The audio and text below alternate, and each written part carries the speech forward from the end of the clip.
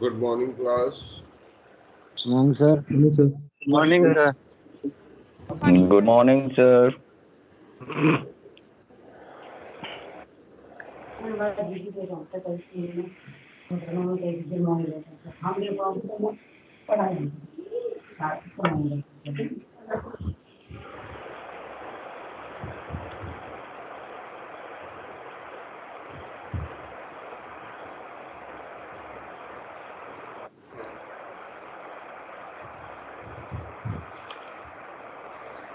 चलिए तो शुरू करते हैं।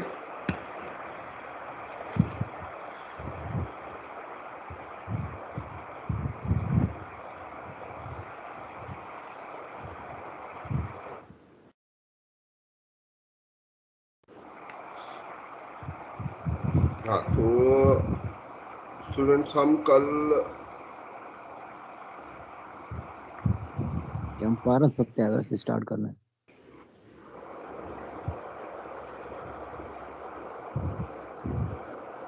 कल हम बात कर रहे थे। कल हमने गांधी जी के बारे में पढ़ना शुरू किया था और गांधी जी की सोच कि उनका क्या प्रभाव रहा हमारे स्वाधीनता आंदोलन पर, इसकी बात करेंगे। गांधी जी का उस समय जो मानसिक प्रभाव था वो पूरे समाज पर बहुत गहरा था। ये बात दूसरी है कि जो उनके विचार थे वो जैसे जैसे समय के बाद आज के समय में कई लोग अपने अपने उद्देश्यों से गांधी जी के चरित्र को अलग अलग तरह से देखते हैं, परंतु जिस रिलेवेंट टाइम की बात कर रहे हैं हम, जिस समय की बात कर रहे हैं, उस समय वो एक बहुत बड़ी फोर्स थे, एक बहुत बड़ी मॉरल फोर्स थे और बहुत बड़ा रोल उन्होंने प्ले किया। उनका बहुत बड़ा योगदान है भारत के स्वाधीनता आंदोलन को दिशा देने का, उसको एकजुट करने का और एक नए तरीके की विचारधारा, एक नई तरीके की फिलॉसफी इस प्रकार के किसी भी जनतांत्रिक आंदोलन को देने का एक बहुत महत्वपूर्ण काम किया है गांधी जी ने। तो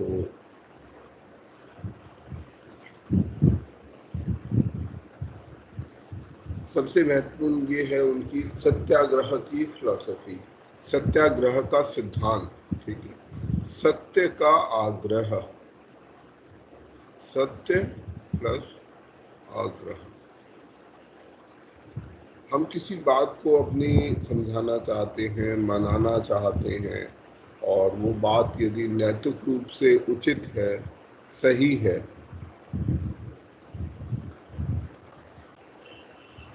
तो हमारे पास क्या रास्ता है? विशेष सर क्लास रिकॉर्डिंग शायद लगा दी है। हाँ, लगी। Thank you. तो सत्य और आग्रह की बात गांधी जी ने की। गांधी जी ने ये इस बात को हमें समझाया और किस प्रकार से अपने लिए हम सत्य के आग्रह से कैसे एक समाज, एक जनतांत्रिक आंदोलन के रूप में कैसे इकट्ठा हुआ जा सकता है, कैसे पैसिव रेजिस्टेंस का, हम विरोध भी कर रहे हैं और पैसिव भी हैं। ठीक है, पैसिव रेजिस्टेंस का, अन्यथा जो जो रेजिस्टेंस का पाथ है, रेजिस्टेंस के पाथ में उस समय पर दो ही तरीके की विचारधारा थी इस समय तक। जैसे हम जब भी विरोध करने की बात आती है, जब हमारे दिमाग में विरोध करने की बात, विचार आता है कि हमें विरोध करना है, किसी आताताई का विरोध करना है, किसी मुश्किल शक्ति का विरोध करना है, तो हमारे पास क्या माध्यम होता है आमतौर पर? मान लीजिए किसी राजनीतिक शक्ति से हम असहमत नहीं हैं, उसके कामों से, आंदोलन करते हैं। आंदोलन करके। और आंदोलन में आप क्या करना चाहेंगे? कैसे आंदोलन करेंगे, क्या आंदोलन करेंगे?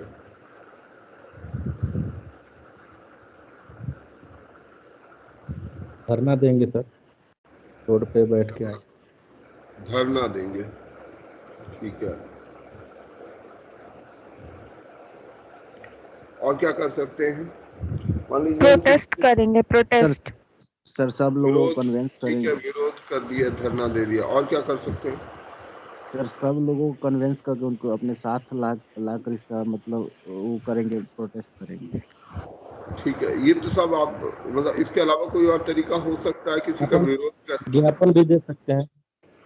ठीक है, ज्ञापन ज्ञापन जा दे सकते दिया आपने। इसके अलावा कोई और तरीका हो सकता है विरोध करने का? सोशल मीडिया के थ्रू भी कर सकते हैं। सोशल मीडिया कर दिया आपने, ठीक है, और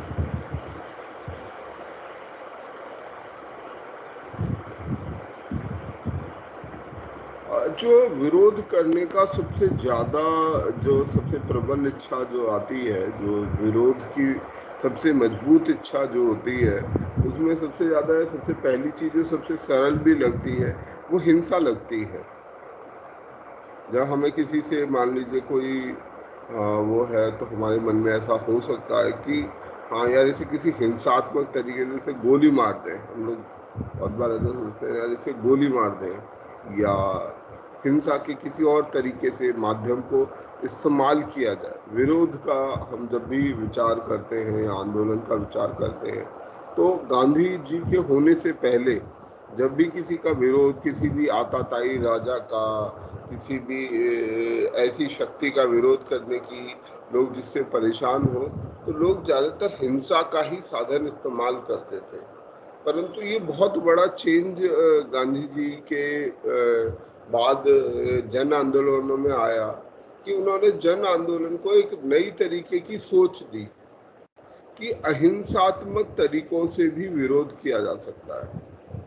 आज जैसे आप ये सारे जो रास्ते बता रहे हैं, धरना, विरोध, ज्ञापन, असहयोग, ठीक है, ये सब चीज जो है ये समझ, अहिंसात्मक समझ हमें कहीं ना कहीं गांधी जी के प्रभाव से, उनके जो आंदोलन है उनके प्रभाव से हमें मिलती है, उनके सोच से, उनकी जो समझ है उससे हमें प्राप्त होती है। तो यही उनकी फिलॉसफी थी कि सत्य का आग्रह किया जाए, उसके लिए हम निरंतर प्रयास करें कि जो सही है उसके लिए बार बार कोशिश की जाए, और इस तरीके के जो रास्ते को उन्होंने एक समय पर खुद ही पैसिव रेजिस्टेंस का रास्ता, पैसिव रेजिस्टेंस, एक्टिव रेजिस्टेंस होता है जिसका मैंने उदाहरण दिया कि हम एक्टिवली लड़ाई कर रहे हैं, उन्होंने से पैसिव रेजिस्टेंस का जो है रास्ता बताया। उन्होंने ये बताया कि हमें निर्भीक बनना पड़ेगा, सत्याग्रही को उतना ही निर्भीक होना होता है, और नॉन वायलेंटली मिलिटेंट, मिलिटेंसी के लिए आवश्यक नहीं है वायलेंस, उनके अनुसार, उनकी जो समझ है उसके अनुसार मिलिटेंसी के लिए वायलेंस की आवश्यकता नहीं है। नॉन वायलेंट पर्सन भी मिलिटेंट हो सकता है। उद्देश्य था कि बिना किसी को शारीरिक या मानसिक चोट पहुंचाए हुए अपनी विरोध को दर्ज कराना, और अपने जो उस समय सत्याग्रह का जो भी उद्देश्य था उसको पूरा करना। तो ये गांधी जी की विचारधारा थी, ये बेसिक फिलॉसफी थी जिसके आधार पर उन्होंने स्वाधीनता का आंदोलन लड़ा, स्वाधीनता के लिए वो काम करते रहे।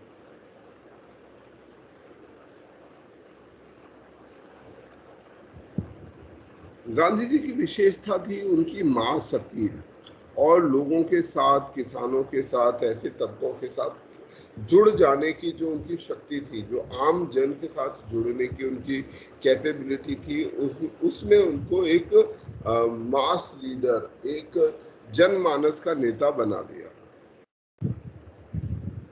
और इसके कारण, यही एक बहुत बड़ा कारण था गांधी जी के कारण, क्योंकि उन्होंने अभी तक जैसे हमने जितना पढ़ा कि भारत का जो आंदोलन है 1917 तक, वो आंदोलन जो है मास मूवमेंट नहीं था, ज्यादा से ज्यादा अर्बन मूवमेंट था, शहरी लोग उसमें वो करते थे, इलीट लोग, एजुकेटेड लोग।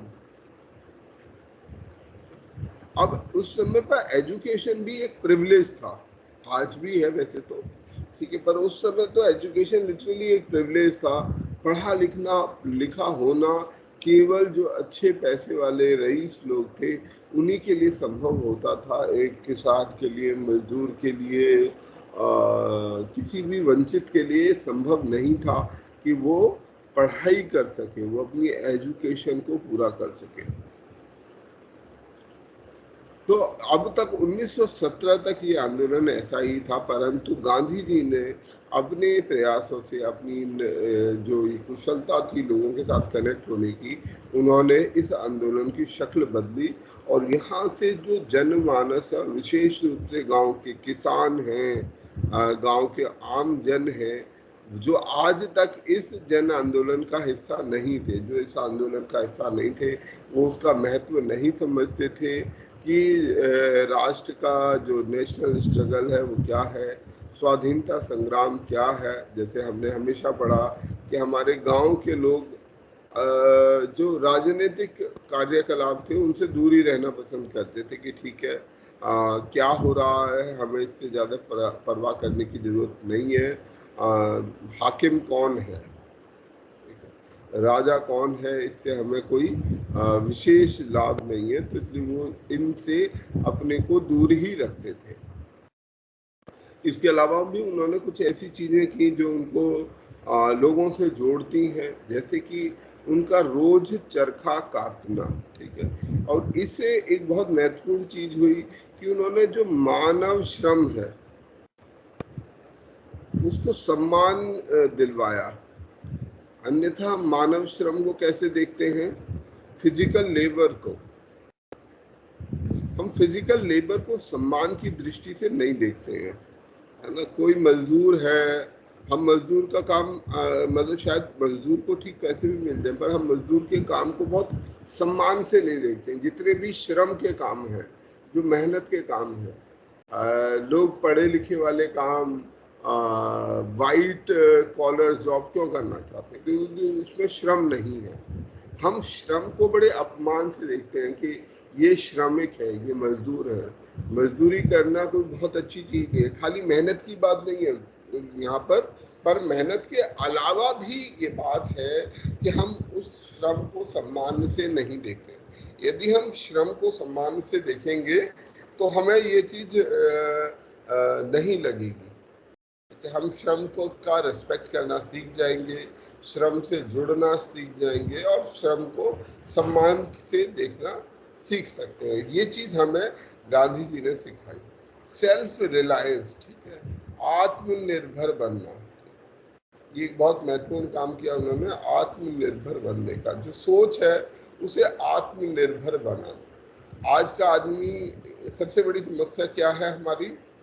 आज हम आत्मनिर्भर नहीं है, हम हर चीज के लिए किसी दूसरे की ओर देखते हैं। ये बहुत बड़ी कमी है जो हमारे आसपास हमारे बीच है कि हम आत्मनिर्भर नहीं हैं। हम आत्मनिर्भर नहीं है। कैसे नहीं है हम आत्मनिर्भर? क्या हम आत्मनिर्भर हैं एज एन स्टूडेंट?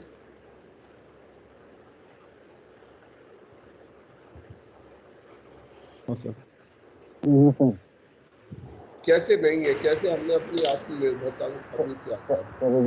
जैसे पढ़ाई लाइन में देखो सर, इसमें बहुत सारी चीजें जो हम लोग खुद फ्यूचर में भी डिपेंड रह जाते हैं। ये जब पढ़ाएंगे तब पढ़ लेंगे, या जब टॉपिक कराएंगे कर लेंगे, खुद से प्रयास करने का भी हम लोग कोशिश ही नहीं करते थे। मेरे को ना तुम्हारी आवाज डियर सुनाई नहीं दी बहुत अच्छे से।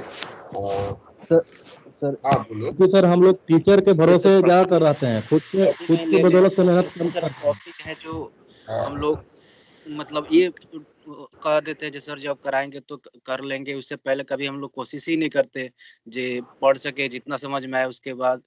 और टीचर पे काफी ज्यादा हम लोग डिपेंड रह जाते हैं वो चीज के। जी बहुत अच्छा जो है ना, हमारी निर्भरता बहुत है। एज एन स्टूडेंट भी हम बहुत निर्भर होते हैं। एक्चुअली हम भारतीय आत्मनिर्भर ऐसे भी कम ही होते हैं। हम भारत में जो है ना निर्भरता बड़ी पसंद करते हैं, और इसका एक कारण मैं मानता हूँ हमारे देश का भक्ति आंदोलन, ठीक है।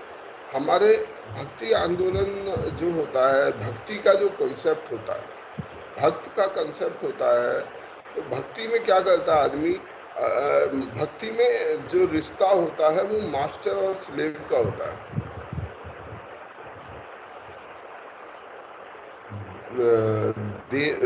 दाता, और दूसरा क्या हुआ, दाता का उल्टा जो लेने वाला हुआ, दास। दास दास, चलो दास लेते हैं, मैं दास इसके लिए आते नहीं, दाता का उल्टा पूछ रहा हूँ, दाता का उल्टा पूछ रहा हूँ, जो लेने वाला होता है।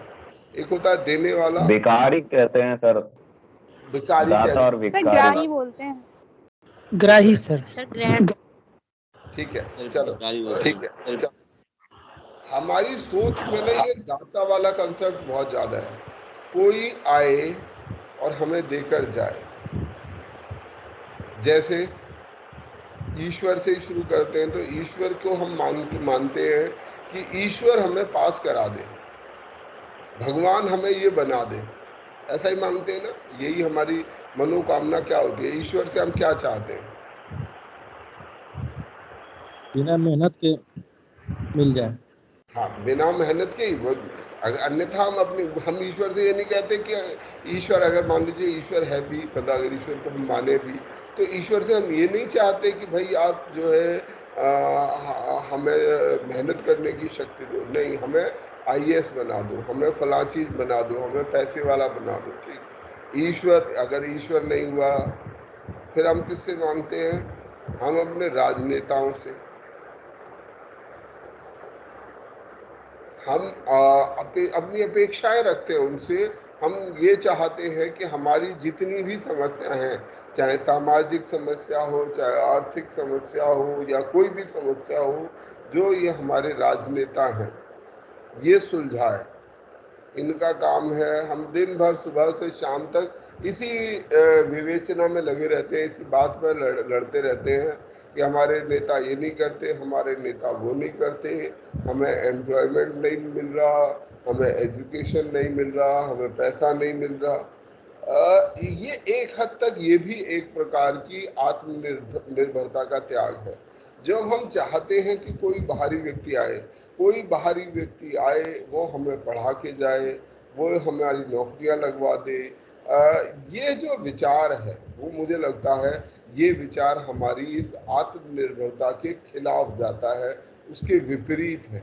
हम अपने आप को इतना सशक्त नहीं बनाना चाहते कि हम इतने सशक्त बने, हम एजुकेशनली, मॉरली, मेंटली इतने ज़्यादा स्ट्रांग बने कि हमें किसी की ज़रूरत ना पड़े, हम स्व पर, खुद पर निर्भर हो जाए। जैसे अब गांधी जी ने एक काम किया, उन्होंने कहा कि जी मैं अपना कपड़ा भी खुद काटूंगा, अन्यथा हम क्या सोचेंगे, यार मेरे पास खाना नहीं है, मेरे पास कपड़ा नहीं है, मेरे पास एजुकेशन नहीं है, मेरे पास पैसा नहीं है। हम अगर अपने आप को मानसिक रूप से इतना मजबूत कर रहे, चरखा इसलिए इसका कनेक्शन है कि चरखा हमें स्वावलंबी बना रहा है, अब सेल्फ डिपेंडेंट बना रहा है कि नहीं, अगर मुझे कोई कपड़ा भी नहीं दे रहा तो कोई भी आदमी, मैं कपड़ा भी अपना खुद बना लूंगा। ये स्वावलंबी बनना है ना, अपने ऊपर निर्भर बनना है, सेल्फ डिपेंडेंट होना है। परंतु हम अक्सर करके क्या हो जाते हैं, अदर्स पर डिपेंडेंट हो जाते हैं।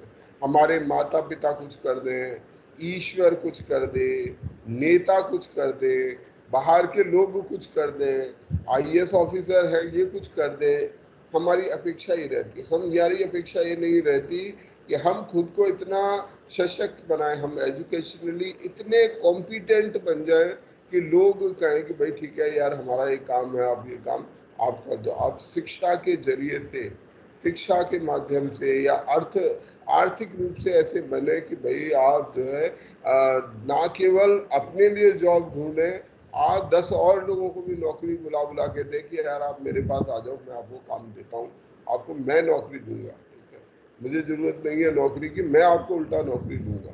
तो ये जो हमारी आत्मनिर्भरता पर कमी है, हमारी जो स्वावलंबी बनने में, ये मतलब भारतीय मानसिकता की बहुत बड़ी कमी है।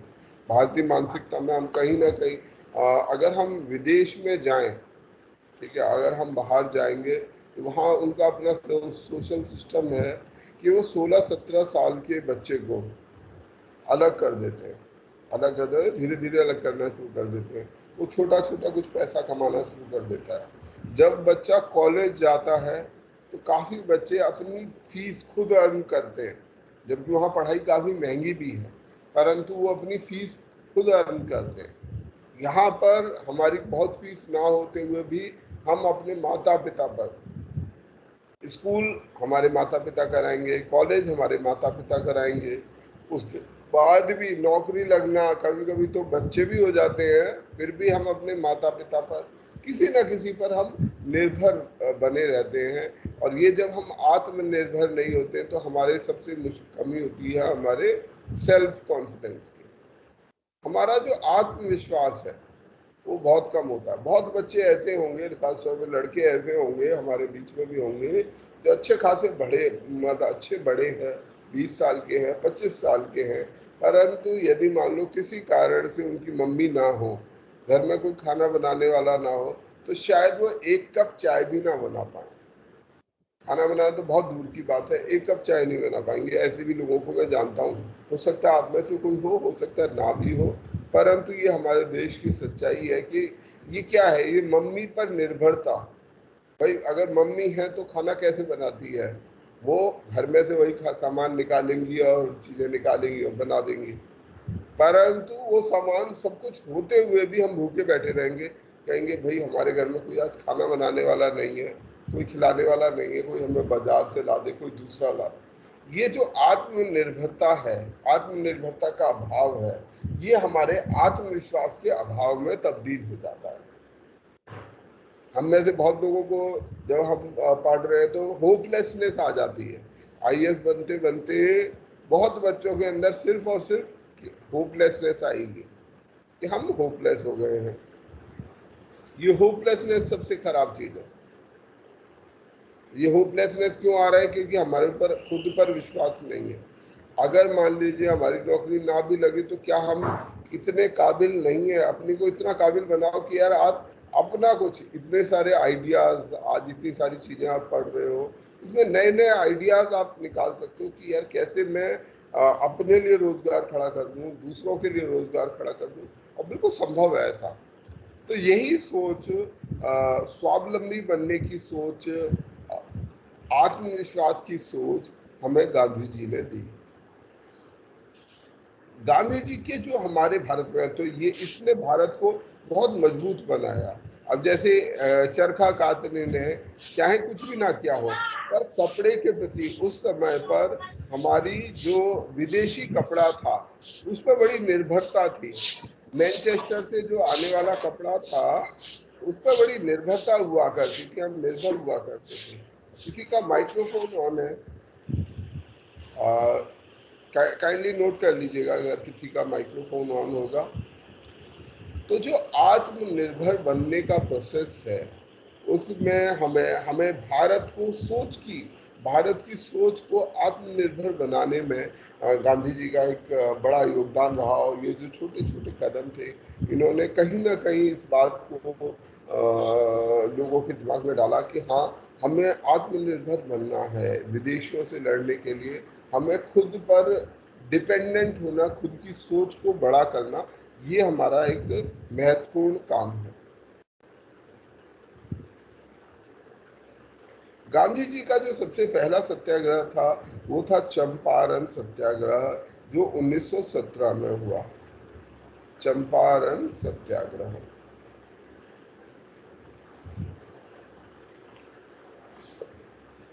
चंपारण जो बिहार में है, और वहाँ के किसानों को जबरदस्ती जो है नील की खेती उनसे कराई जाती थी, और उनके पास कोई दूसरा माध्यम नहीं था। और इससे संबंधित है यहाँ इस समय ये जो सिस्टम फॉलो किया जाता था, एक सिस्टम बना रखा था, उसको बोलते थे 3 कठिया सिस्टम। 3 कठिया सिस्टम था, जिसमें जो किसानों को, किसान बाध्य थे अपनी जमीन पर 3/20वें हिस्से में नील बोने के लिए। नील जो है 3/20वें हिस्से पर, और इसमें से 1/3 नील ही उनको अपने पास रख सकते थे, बाकी नील उनको ब्रिटिश और यूरोपियन प्लांटर्स को, जो प्लांटर्स थे, जो ये खेती के काम से जुड़े हुए लोग थे, व्यवसायी लोग थे, उनको वो जबरदस्ती देना पड़ता था। सरकार ब्रिटिश यूरोपियन लोगों की सहायता करती थी, उनके पक्ष में खड़ी दिखाई देती रहती थी। इसके अलावा कुछ और व्यवस्थाएं थी, जैसे बंगाल टेनेंसी एक्ट और अन्य कानून जो थे वो किसानों का शोषण और बड़े स्तर पर सुनिश्चित करते थे। कभी कभी जो है 5/20 हिस्से पर 1/4 जमीन पर भी उनको नील की खेती करनी पड़ती थी। अब ये जो सिस्टम था, ये उनके लिए, किसानों के लिए बहुत मुश्किल भरा था। नंबर एक, उस समय पर आज से 150 साल पहले, जब ये 100 साल पहले जब ये आंदोलन की बात चल रही है, 100 से 104-5 साल हो गए हैं, जब उस समय पर किसानों की मूल आवश्यकता क्या थी? उस समय प्रोडक्शन बहुत ज़्यादा नहीं हुआ करता था, तो उनकी मूल आवश्यकता थी फूड ग्रेन, अनाज, खाद्य। वो क्या चाहते थे कि हम अपने लिए खाद्यान्न उगाएं, क्योंकि उस समय बहुत प्रोडक्शन नहीं थी। अगर खाद्यान्न उगाएंगे तो वो अपने घर के लिए भी खाद्यान्न रख सकते थे और लोगों के लिए भी खाद्यान्न कर सकते थे। ये वो समय था जब देश, लोग बार बार ऐसे अकाल पड़ते रहते थे, आए दिन फूड शॉर्टेज का सामना हमें करना पड़ता था। तो इस दौर में किसान ज़्यादा पसंद करता था कि वो अनाज ही उगाए, और कॉमर्शियल प्लांटेशन में उसका कोई इंटरेस्ट नहीं था। तो एक तो ये कारण उसके लिए सबसे महत्वपूर्ण था। दूसरा, जो नील की खेती थी, इंडिगो कल्टीवेशन था, इंडिगो कल्टीवेशन जमीन के लिए, सॉइल के लिए बड़ा नुकसानदायक हुआ करता था। तो ये भी कारण था जिस कारण वो नील नहीं बोना चाहते थे। परंतु उनको ये जो ब्रिटिशर्स थे, वो बंगाल टेनेंसी एक्ट के कारण और अन्य माध्यमों से बाध्य करते थे कि वो नील उगाएं और नील उन्हीं को बेचें। वो नील उन्हें ही बेचना पड़ता था जो ब्रिटिश प्लांटर्स थे। तो इससे हमारे जो किसान थे वो बिल्कुल जो है खुश नहीं थे।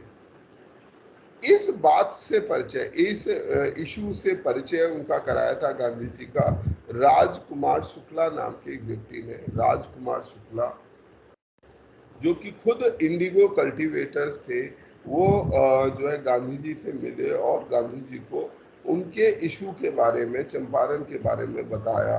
गांधी जी 1917 में चंपारण, बिहार से चलकर चंपारण पहुंचे और किसानों को ये कहा कि आप जो है इस जो प्लांटेशन सिस्टम है, ये जो ऑपरेसिव प्लांटेशन सिस्टम है, इसके खिलाफ एकजुट होइए, विरोध कीजिए। इसके साथ ही उन्होंने गांव में सफाई अभियान लगाया, क्लीन अप लगाया, स्कूलों की व्यवस्था करवाई। उस समय पर स्कूलों की व्यवस्था आज भी नहीं है, तो उस समय तो और ही कम होगी। अस्पताल बनवाए। गांव के जो नेता थे, गांव की पंचायत थी, गांव के नेता थे, उनको बोला कि आप पर्दा प्रथा, अनटचेबिलिटी, महिलाओं के का जो शोषण है, इसके खिलाफ भी काम कीजिए। तो गांधी जी ने एक बहुत अच्छी चीज जो की इस पूरे मूवमेंट में, कि उन्होंने आंदोलन को कभी राजनीतिक नहीं रखा। ठीक है, राजनीतिक केवल एक हिस्सा भर रहा, केवल अपनी मांग रही, पर उनका मूल ऑब्जेक्टिव रहा सोशल इश्यूज को एड्रेस करना, सामाजिक मुद्दों को पकड़ना। ये काम उन्होंने पैरेलली किया। इस समय में ये उनका आंदोलन, पहला जो आंदोलन था, इसमें उनके कई साथी उनको मिले, जिसमें श्री कृष्ण शुक्ला, रामाश्री देव त्रिवेदी, JB कृपलानी, डॉक्टर राजेंद्र प्रसाद जो भारत के पहले राष्ट्रपति बने, अनुग्रह नारायण स्वामी और जवाहरलाल नेहरू, ये सभी नेता उनको पहली बार चंपारण के आंदोलन में मिले, उनसे जाकर मिले। यंग लोग थे, ये यंग यूथ था उस समय का, जो गांधी जी के पास जाकर उनसे जुड़ गया।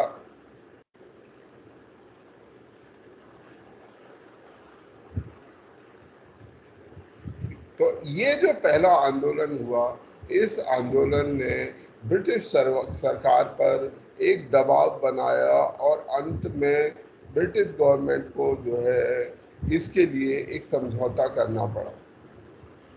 जो समझौता में उनको रियायतें दी गई किसानों को, उनके जो लगान बढ़ाई गई थी उसको वापस लिया गया।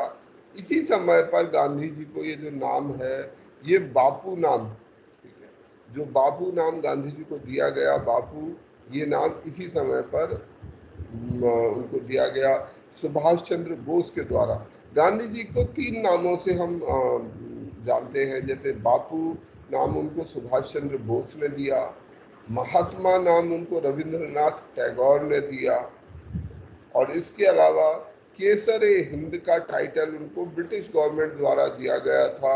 जब वो गांधी जी भारत में लौट कर आए तो उस समय पर वर्ल्ड वॉर चल रहा था।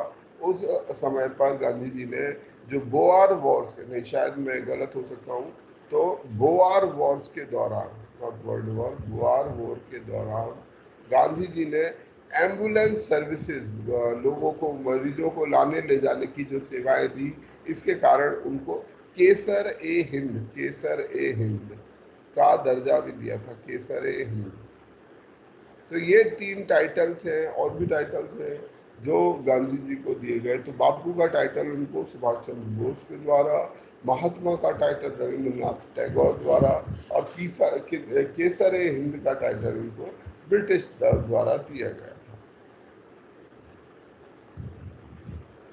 चंपारण के बाद अगला जो बड़ा आंदोलन उनका था वो था अहमदाबाद मिल स्ट्राइक, ठीक है। अहमदाबाद, चंपारण एक रूरल पीजेंट्स का, किसानों का आंदोलन था जो उन्होंने लीड किया। अगला जो महत्वपूर्ण आंदोलन था वो था अहमदाबाद मिल स्ट्राइक, 1918 का अहमदाबाद मिल स्ट्राइक। जो कॉटन मिल वर्कर्स थे, उनको एकजुट करने के लिए सत्याग्रह का आंदोलन गांधी जी ने किया।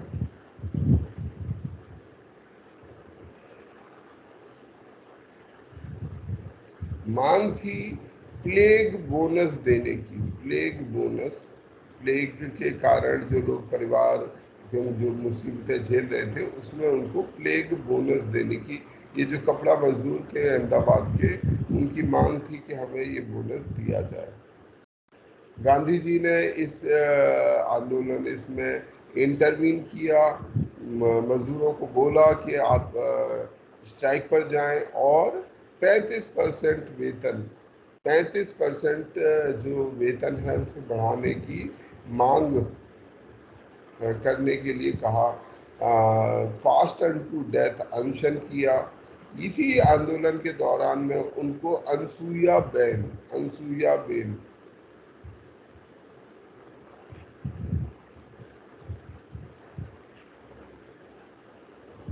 वो उनसे जो है मिली और वो उनकी अनुयायी बन गई। इसके अलावा अम्बालाल साराभाई, जो कि एक मिल ओनर की ही बहन थी, तो वो भी उनकी एक फॉलोअर इस समय बन गई। उन्होंने अहमदाबाद टेक्सटाइल लेबर एसोसिएशन स्थापित की। तो गांधी जी का पहला आंदोलन चंपारण, दूसरा ये अहमदाबाद मिल स्ट्राइक 1818 में। उसके बाद जो अगला आंदोलन गांधी जी का है वो है खेड़ा सत्याग्रह। खेड़ा सत्याग्रह, ये भी गुजरात का एक सत्याग्रह है जो कि एक रूरल एरिया में, किसानों के एरिया में था, पीजेंट मूवमेंट था। इस खेड़ा सत्याग्रह 1918 के खेड़ा सत्याग्रह में लोग, जो किसान थे, वो प्लेग से बहुत ज़्यादा, प्लेग के एपिडेमिक से पीड़ित थे, और इस कारण से फसलों का बड़ा भारी नुकसान हुआ था। लोग ये चाहते थे कि जो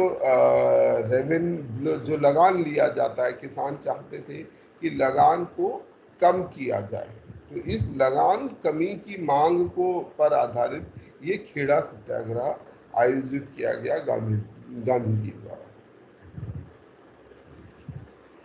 जो इसमें महत्वपूर्ण लोग इसमें बने वो थे सरदार वल्लभ भाई पटेल, नरहरि पारिक, मोहनलाल पांड्या, इंदुलाल याग्निक, रविशंकर व्यास, ये उनके कुछ विशेष अनुयायी जो बन पाए, जो इस समय पर लोग खेड़ा सत्याग्रह में उनसे जुड़े।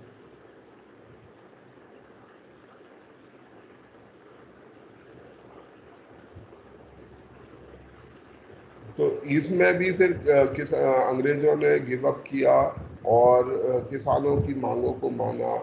लगान को 1 साल तक के लिए टाल दिया गया। लगान जो बढ़ा हुआ लगान था, जो लगान की मांग थी, उसको 1 साल के लिए टाल दिया गया। यहाँ से आगे बढ़ते हैं 1918 से। ये जो कुछ महत्वपूर्ण इस समय पर जो आंदोलन हुए, जो गांधी जी की लीडरशिप में हुए, अब जो गांधी जी के इंटरफेरेंस धीरे धीरे भारत की पॉलिटिक्स में उनका जो पहचान थी वो बनती जा रही थी, लोग उनको पहचान रहे थे, उनके जो तरीके हैं उनको एक्सेप्ट कर रहे थे। धीरे धीरे वो एक व्यापक पहचान भारतीय जन आंदोलन में, स्वतंत्रता संग्राम में हासिल करते जा रहे थे। इस समय पर 1919 आते आते हमारा जो विश्व युद्ध था वो समाप्त हो चुका था। 1919 आते आते विश्व युद्ध, पहला विश्व युद्ध 1918 में समाप्त हो चुका था। ट्रीटी ऑफ वर्साई चर्चाएं बाद में चल रही थी, मीटिंग हो रही थी। तो और उस समय पर कई सारी घटनाक्रम हुआ जिसने भारत की राजनीति को भी गहरे स्तर पर प्रभावित किया। सबसे पहली बात तो कि जब विश्व युद्ध खत्म हो गया तो जो इमरजेंसी प्रोविजंस थे, मिलिट्री प्रोविजंस थे, वो सब समाप्त हो गए। तो इस प्रकार की जो कलेक्टिव एक्टिविटीज है वो अब करना थोड़ा आसान हो गया। परंतु जब defence of India regulation act हुआ करता था, जब विश्व युद्ध चल रहा था, तब ये एक कानून है defence of India regulation act 1915। वो लोगों के ऊपर थोप दिया गया एज एन इमरजेंसी मेजर, जिससे कि लोगों के बीच में जो पब्लिक अनरेस्ट है, जो भी लोगों के बीच में अनरेस्ट की भावना है, विरोध की भावना है, और जो कॉन्स्पिरेसीज हैं, कोई भी यदि ब्रिटिश सरकार के खिलाफ काम कर रहा है तो उस पर तुरंत काबू पाया जा सके, ऐसे कुछ ड्रैकोनियन लॉज थे, कुछ ऐसे प्रावधान थे कि जिससे जो है वो किसी भी व्यक्ति को, ये जो डिफेंस ऑफ इंडिया एक्ट है ये क्या करता था, ये उन्हें इमरजेंसी प्रावधान देता था कि आप बिना किसी पर कोई क्राइम का आरोप हुए भी, कोई क्राइम साबित हुए भी, लोगों को आप जेल में डाल सकते हो। ठीक है, ऐसे कानून मौजूद थे। तो इसी प्रकार का एक, जब ये खत्म हुआ वर्ल्ड वॉर और defence of India regulation act का जो समय काल है, जो उसके प्रभाव था, वो खत्म हो गया। तो इस समय पर अंग्रेजी सरकार इसी के जैसा एक दूसरा कानून ले आई, जिसका नाम था anarchical and revolutionary crimes act. Anarchical and revolutionary, anarchy का मतलब होता है अराजकता, तो अराजकतावादी और क्रांतिकारी क्राइम्स, ठीक है, रेवोल्यूशनरी क्राइम। रेवोल्यूशन को उस समय एक क्राइम माना जाता था, क्रांति को एक क्राइम माना जाता था कि क्रांति के लिए प्रयास करना, क्योंकि क्रांति में एसेंशियली हिंसा एक हद तक शामिल होती है। तो ये अनार्कियल एंड रेवोल्यूशनरी क्राइम्स एक्ट जब वर्ल्ड वॉर 1 खत्म हो गया, उसके बाद भारत सरकार ले आई, भारत में जो ब्रिटिश गवर्नमेंट थी वो ले आई। और इसका एक और कारण था कि मॉन्टे मिल्लो जो रिफॉर्म थे, मॉन्टफोर्ड रिफॉर्म थे, वो भी लोग जो है उससे सहमत नहीं थे, कोई भी व्यक्ति उससे खुश नहीं था मॉन्टफोर्ड रिफॉर्म से। तो ऐसे में अंग्रेजी सरकार को इस बात का एहसास था कि ये यहाँ पर कुछ विरोध हो सकता है, तो वो ये अनार्कियल एंड रेवोल्यूशनरी क्राइम्स एक्ट कानून लेके आई, जो कि एक ड्रैकोनियन लॉ था, और इसी कानून को हम रोलेट एक्ट के नाम से जानते हैं। इस कानून को ही हम बोलते हैं रोलेट एक्ट।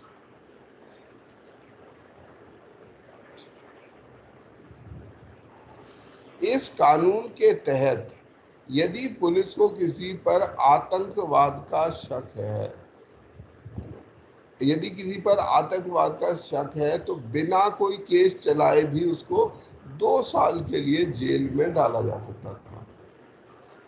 2 साल तक किसी भी व्यक्ति को हम केवल शक के आधार पर, अगर हम कह देंगे किसी आदमी को कि भाई मुझे आप पर शक है, तो मैं शक के आधार पर आपको जेल भेज सकता हूँ। ये प्रावधान था हमारे रोलेट एक्ट में। तो इस रोलेट एक्ट का बहुत भारी विरोध हुआ। जितने भी लोग जो स्वाधीनता आंदोलन से जुड़े हुए थे, क्रांतिकारी आंदोलनों से जुड़े हुए थे, उनको पता है कि इस कानून का क्या मतलब है, क्योंकि ये कानून के जरिए से वो किसी भी व्यक्ति को, जिसको भी उन्हें ठीक लगे, उसको कभी भी उठाकर जेल में डाल सकते हैं, 2 साल के लिए जेल में, बिना इवन केस भी चलाने की जरूरत नहीं है। ऐसा कानून था ये रोलेट एक्ट। तो इस कानून का सभी के द्वारा विरोध किया गया और ये तय किया गया कि सभी शहरों में, सभी बड़े शहरों में हम इस रोलेट एक्ट के खिलाफ मजबूत आंदोलन करेंगे। पूरे भारत में रोलेट एक्ट के खिलाफ आंदोलन किया जाएगा, ऐसी जो है डिमांड गांधी जी ने भी कर दी। तो ये पहला आंदोलन था रोलेट सत्याग्रह, जो गांधी जी ने नेशन वाइड मूवमेंट के तौर पर अनाउंस किया था। गांधी जी का ये पहला मास स्ट्रगल था, ठीक है, पहला ऐसा जन आंदोलन था जो राष्ट्रव्यापी था। पहले सभी आंदोलन कैसे थे? 1900 चंपारण कब हुआ? 1917 उसके बाद अहमदाबाद 1917 और खेड़ा 1917 सत्याग्रह। ये सब सत्याग्रह कैसे थे? ये लोकल सत्याग्रह थे, ठीक है, एक क्षेत्र को प्रभावित करने वाले ही सत्याग्रह थे। इनका ऑल इंडिया इम्पैक्ट नहीं था, पूरे देश में नहीं होने वाले थे। परंतु जो हमारा जो रोलेट सत्याग्रह था, ये सब देश के, इसकी तैयारी देश के सभी प्रांतों में, सभी कम से कम बड़े शहरों में इसकी घोषणा कर दी गई।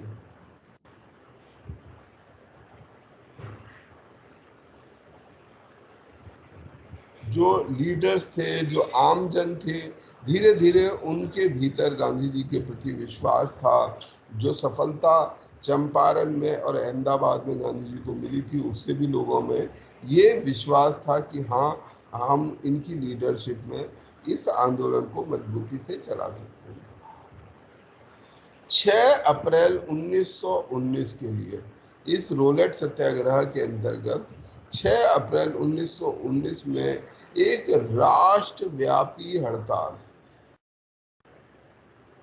सभी पूरे देश में हड़ताल होगी, काम बंद किया जाएगा, राष्ट्रव्यापी हड़ताल होगी 6 अप्रैल 1919 को।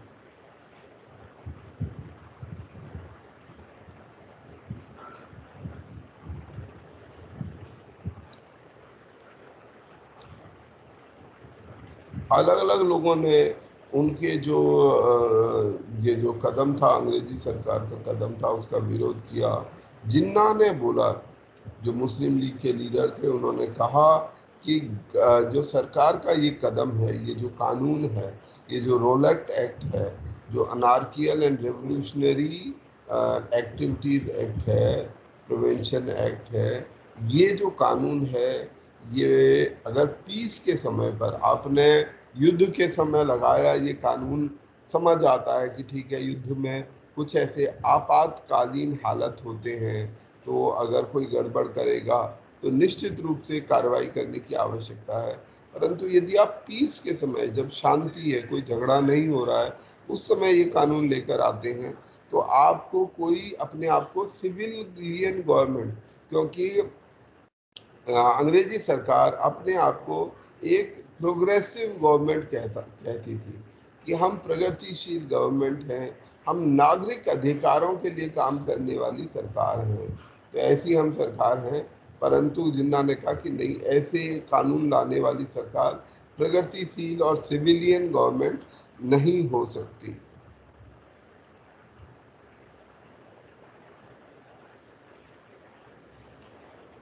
जो ये कानून था, इससे निश्चित रूप से सरकार को बहुत मजबूत बड़ी शक्तियां मिलने वाली थी, इनॉर्मस पावर, ताकि वो राजनीतिक आंदोलनों पर कब्जा कर सके। पॉलिटिकल प्रिजनर्स को, जो लोग भी उन्हें लगे कि ये पॉलिटिकल काम कर रहे हैं, सरकार के खिलाफ काम कर रहे हैं, सरकार का विरोध कर रहे हैं, उनको जेल भेज सकती थी।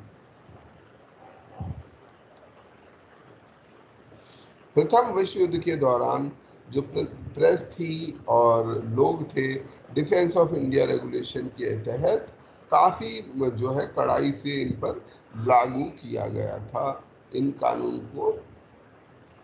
जो ये रॉलेट एक्ट था, इसको पास करने वाले, जो इसको बनाने वाले हमारे जो वो थे, कमेटी थी, उसके चेयरमैन थे सर सिडनी रॉलेट। इन्हीं के नाम पर इसको रॉलेट एक्ट कहा जाता है। वैसे इसका नाम था anarchical and revolutionary crimes act.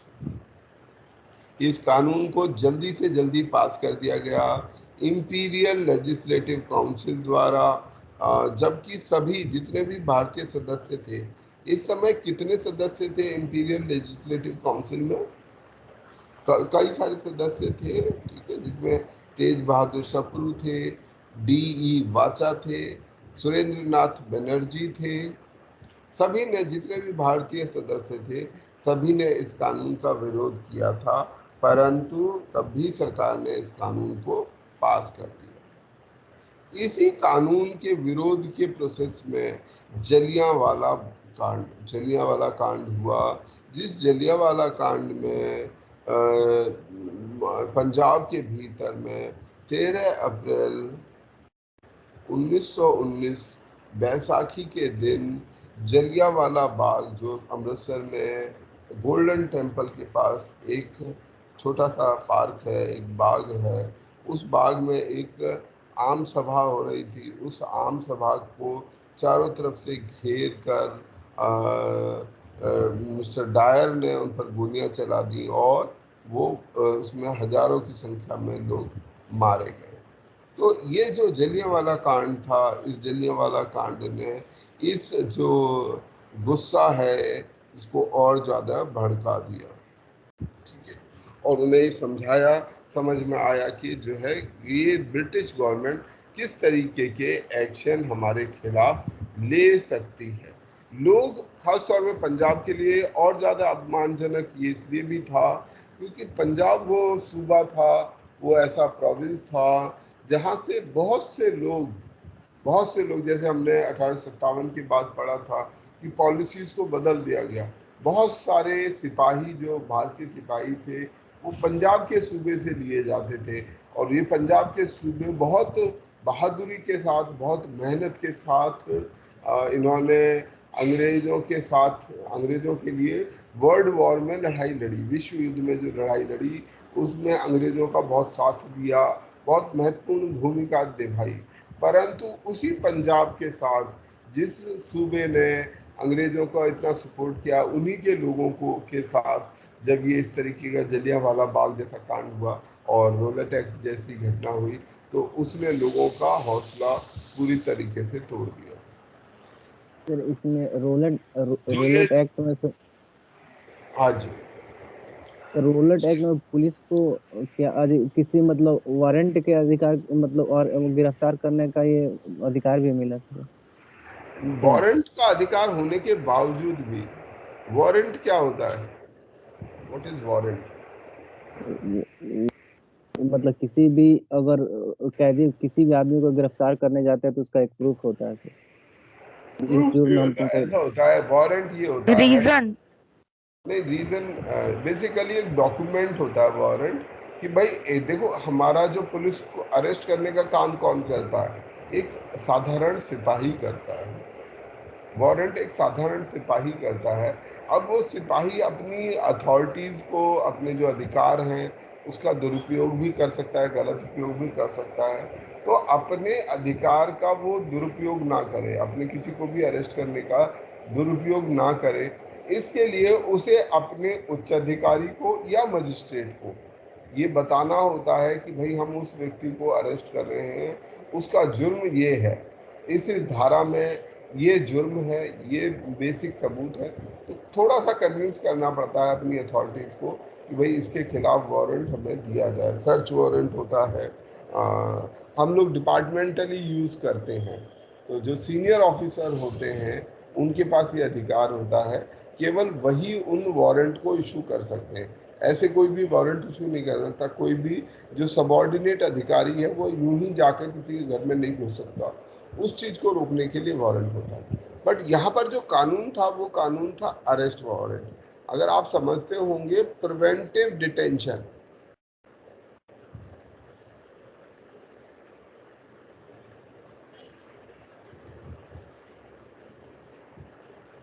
कुछ कानून होते हैं जो डिटेंशन है, जो अरेस्ट है, दो प्रकार की हो सकती है।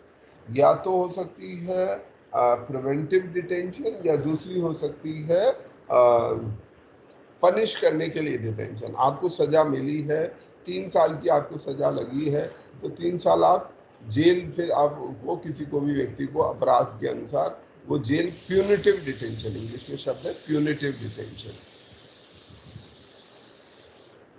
तो प्यूनिटिव डिटेंशन हमें, जब हम कोई अपराध कर देते हैं और कोर्ट हमें सजा सुना देती है, तो as a matter of punishment हमें वो सजा भुगतनी होती है। ठीक है, तो ये वाली सजा तो समझ आती है कि भाई प्यूनिटिव डिटेंशन, मैंने किसी एक व्यक्ति ने कुछ अपराध किया, उस अपराध के लिए कानून की धाराओं में, आईपीसी और सीआरपीसी में एक निश्चित सजा मौजूद है और उसको वो सजा झेलनी पड़ती है, वो सजा रहनी पड़ती है, क्योंकि उसका अपराध सिद्ध हो गया है।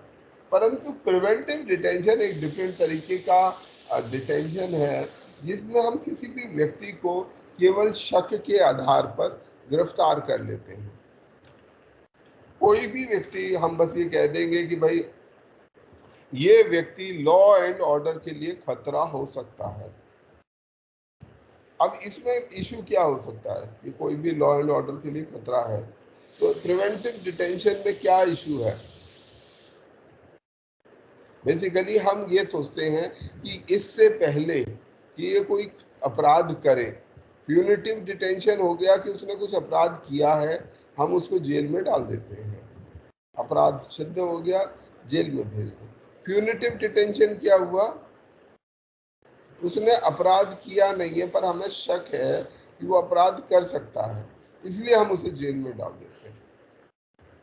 अब दूसरी वाली चीज तो मेरे ख्याल से अगर हम तार्किक तौर पर सोचें तो बिल्कुल रैशनल है, बिल्कुल ठीक है। अगर किसी ने कोई अपराध किया है और जो भी कोर्ट ऑफ लॉ है, कानून है, उसके द्वारा वो सिद्ध हो जाता है, तो निश्चित रूप से उस व्यक्ति को सजा मिलनी ही चाहिए।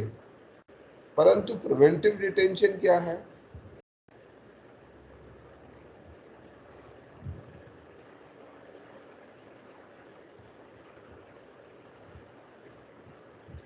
बताइए तो, प्रिवेंटिव डिटेंशन क्या हुआ? हेलो सर सर सर एक राज्य के अधीन एक मतलब सांविधिक शक्ति है सर, जिसके तहत राज्य किसी व्यक्ति को कोई संभावित अपराध करने से रोकने के लिए हिरासत में ले सकता है सर। बहुत बढ़िया है। अब ये संभावित अपराध क्या हो सकता है? अब प्रिवेंटिव डिटेंशन ऐसी चीज है, कौन बताएगा भाई? जो चीज हुई नहीं वो हमें पता नहीं। अब कोई भी चीज सोचो कि मैं आपको यदि संभावना में, मान लीजिए आपने गलती की, किसी ने गलती की, हमारे देश में ये सिस्टम होता है कि बच्चों की पिटाई की जाती है, ठीक है? तो अगर मान लो आपने कुछ गलती की, आपके पिताजी ने आपको 2 झापड़ लगा दिए, ठीक है, आपको बहुत बुरा लगेगा, परंतु फिर भी आपको पता है क्योंकि आपने एक अपराध किया, आपने कुछ गलती की है, तो आपको सजा लगा। अब आपके पिताजी को ऐसे ही लग जाए कि नहीं, तू जो है कुछ बदमाशी करने जा रहा था, तो ही उन्होंने झापड़ लगा दिए, तो आपको कैसा लगेगा? यार मैंने तो कुछ किया नहीं। हो ही सकता है कि आप कुछ करने वाले ही नहीं थे, केवल उनका शक है, उन्होंने आपको पीट दिया। किसी लोगों ने किसी को पकड़ के पीट दिया, मार दिया, जस्ट बिकॉज उन्हें लगा कि भाई ये आदमी कुछ गलत काम कर सकता है। तो क्या ये चीज सही है? हो सकता है वो करता ही No, नहीं, sir. है ना? आपको कैसे पता किसी के अंदर कि वो करेगा? इस बात को मैं कोई व्यक्ति कोई अपराध करेगा, वो किसी के अंदर कैसे जज किया जा सकता है कि आपके पास कोई ऐसी शक्ति है जिससे आप कुछ पता कर सकें कि कोई अपराध करेगा ही करेगा? कैसे पता आपको?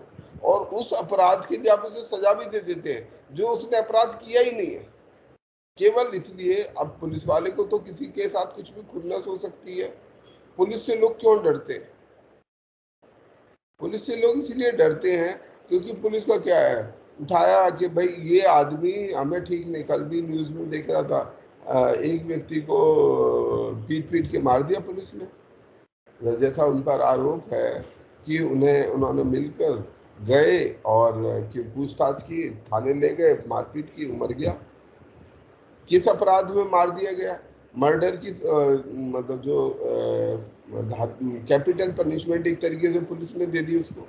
कैपिटल पनिशमेंट कैसे दी जा सकती है भाई? अगर उसने कोई मर्डर किया हो तभी केवल उसको कैपिटल पनिशमेंट दिया जाए। रेयरेस्ट ऑफ मर्डर भी सारे नहीं, उनमें से भी रेयरेस्ट ऑफ रेयर मर्डर, वो भी कौन तय करता है? एक जज तय करता है। यहाँ पर कौन है? एक पुलिस वाला, एक बेचारा छोटा सा कांस्टेबल जो अपना दारू वारू पिए होगा, दारू पिए में उसने किसी आदमी का मर्डर कर दिया, उसे सजा सुना दी, 2 साल के लिए जेल में डाल दिया सिर्फ शक में। मैक्सिमम लोग जो भारत के अंदर जेलों में हैं, वो लोग किस चीज की सजा काट रहे हैं? हमारे जेलों में जितने लोग हैं वो किस जुर्म की सजा काट रहे हैं? सर शक की वजह से। किस तरीके के? मोस्टली सर नहीं थे, ऐसे लोग होते हैं जो सर उसमें इन्वॉल्व नहीं होते हैं। नहीं, ज्यादातर लोग, मतलब वो भी इस डिबेट को छोड़ देते हैं। ज्यादातर लोग भारतीय जेलों में ऐसे हैं, मेजॉरिटी लोग ऐसे हैं जिनको सजा सुनाई नहीं गई है, जिनका अपराध सिद्ध नहीं हुआ है, केवल उनको अरेस्ट कर लिया गया है प्रिवेंटिव डिटेंशन के तौर पर। तो भारत में अधिकतर लोग जुर्म के शक की सजा काट रहे हैं। जेलों में जितने लोग पड़े हुए हैं, जितने लोग अरेस्ट हो जाते हैं, इनमें ज्यादातर लोग जो अरेस्ट होते हैं उनके ऊपर कोई अपराध नहीं होता है। कल मान लीजिए आपके घर के आसपास कोई घटना हो गई और पुलिस आई और आपको उठा के ले गई। अब ये पुलिस उठा के ले गई, अभी आपका अपराध सिद्ध नहीं हुआ है, पुलिस आपको अरेस्ट कर लेगी, आपको जेल में डाल देगी।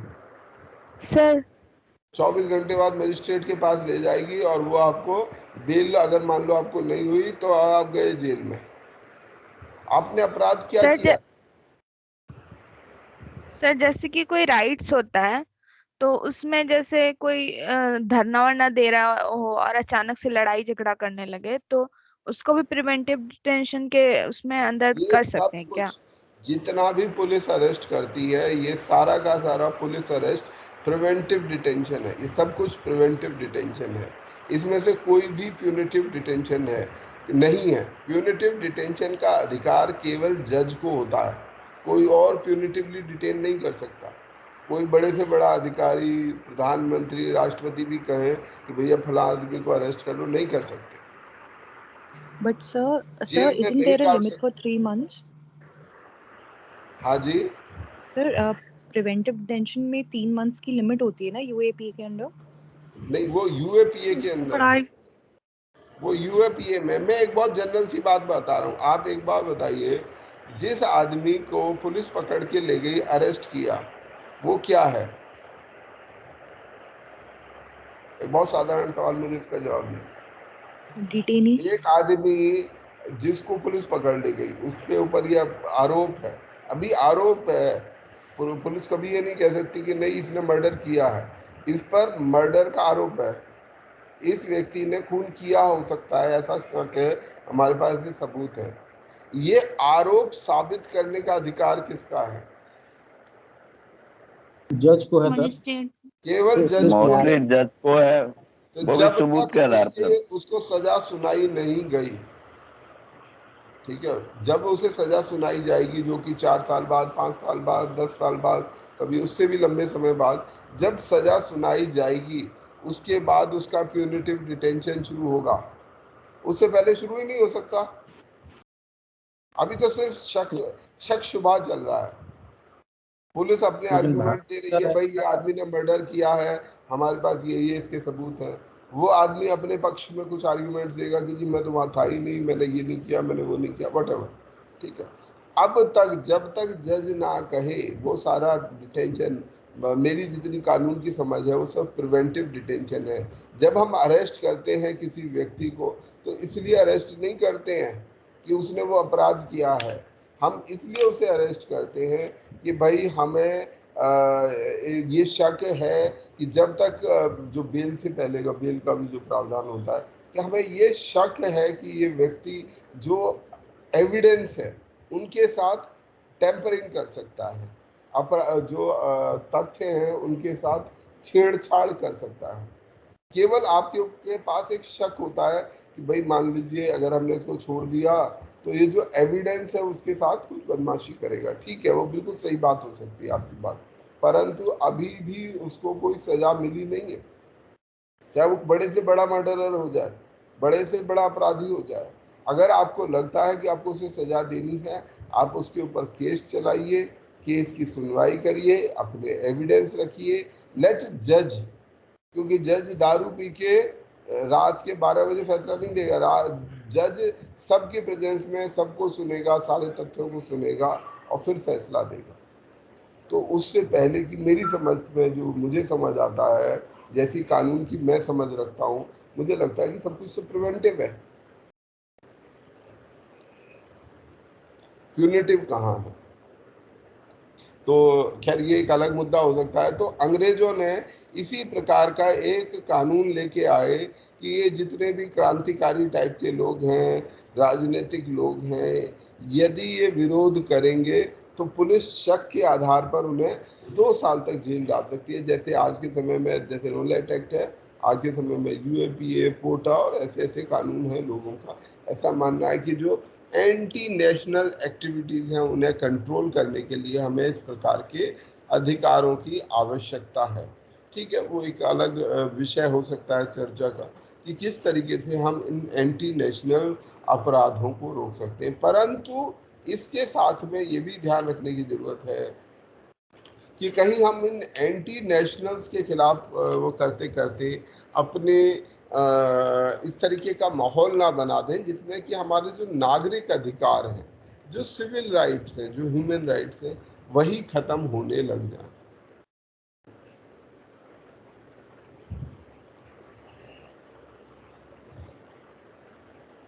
तो ऐसे ही एक घटनाक्रम में जो है जनरल डायर ने लोगों के ऊपर बड़े स्तर पर एक हमला कर दिया जब अमृतसर में आंदोलन चल रहा था। और ये जो आंदोलन था, ये जो मीटिंग जो हो रही थी, ये जो प्रोटेस्ट हो रहे थे अमृतसर में, वो हो रहे थे against the arrest of Saifuddin Kitchlew और सत्या पॉल। ये 2 लोग थे जिनको पुलिस ने अरेस्ट कर लिया था। तो इन्हीं के अरेस्ट के अगेंस्ट प्रोटेस्ट करने के लिए, इन्हीं के अगेंस्ट प्रोटेस्ट करने के लिए जो है हमारे ये नेता इकट्ठे हुए थे। लाला लाजपत राय। लाला लाजपत राय इस मीटिंग में नहीं थे, जलियांवाला कांड में नहीं थे। अच्छा, जो जलियांवाला मैसेकर था, ठीक है, ये मतलब उसका इसका घटनाक्रम है किस तरीके से सत्या पॉल और सैफुद्दीन किचलू के अरेस्ट का विरोध करने के लिए लोग इकट्ठा हुए। इस समय पर मार्शल लॉ लगा दिया गया था।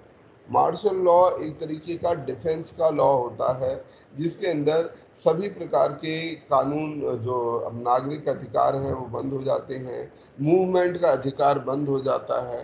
तो ऐसा मार्शल लॉ अमृतसर पर लगा दिया गया था। अमृतसर के अंदर जो है इस प्रकार का कानून लगा दिया गया था और उद्देश्य ये था कि किसी तरीके से जो है लोगों के अंदर ये डर बिठाया जाए।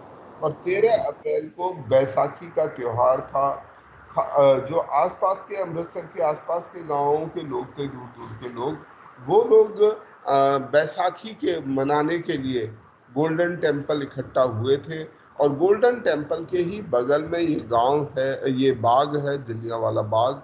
तो इस बाग में वो गोल्डन टेम्पल जाने के बाद इस बाग में इकट्ठा हुए। अब ये जो मीटिंग थी मार्शल लॉ के नज़रिए में पूरी तरीके से इलीगल थी। इनफैक्ट मार्शल लॉ में जैसे अभी हमारी धारा 144 होती है, उसके तहत कोई भी ज़्यादा 4 लोग इकट्ठे नहीं हो सकते, अननेसेसरी मूवमेंट नहीं हो सकता, ऐसे रिस्ट्रिक्शंस होते हैं। पर जो गांव के लोग थे उनको ये सब जानकारी कुछ थी नहीं, वो अपने गांव में अपना बैलगाड़ी ठेला लेकर चल दिए, पहुंच गए और यहाँ पर उनको पुलिस की भारी फायरिंग का सामना करना पड़ा। हजारों की संख्या में, सैकड़ों की संख्या में लोग मारे गए। इस जलियांवाला कांड ने जो जनमानस है उसके ऊपर बहुत गहरा असर छोड़ा। टैगोर, जिनको नाइटहुड प्राप्त था, उन्होंने अपना नाइटहुड त्याग दिया। अपना नाइटहुड उनको ब्रिटिश गवर्नमेंट ने नाइट की उपाधि दी थी, उन्होंने वो वापस कर दी।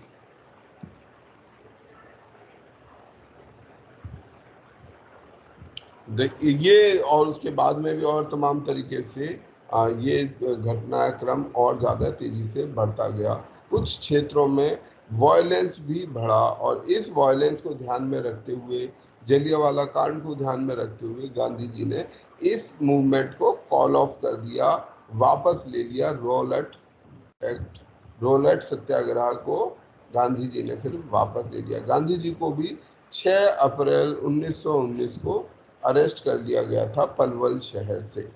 तो इसके बाद ये आंदोलन जो है फेल हो गया, परंतु ये एक वाइडर कॉन्शियसनेस बढ़ाने में, एक बड़े लेवल पर कॉन्शियसनेस पहुंचाने में सफल रहा और गांधी जी अब एक राष्ट्रवादी नेता, एक राष्ट्रीय नेता के तौर पर उभर कर आ चुके थे।